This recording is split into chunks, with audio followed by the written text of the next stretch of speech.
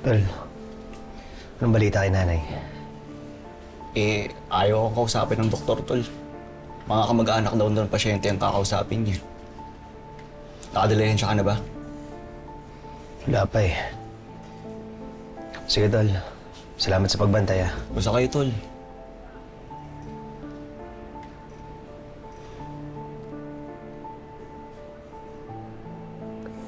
Huwag kang mag-alala, Nay, ah.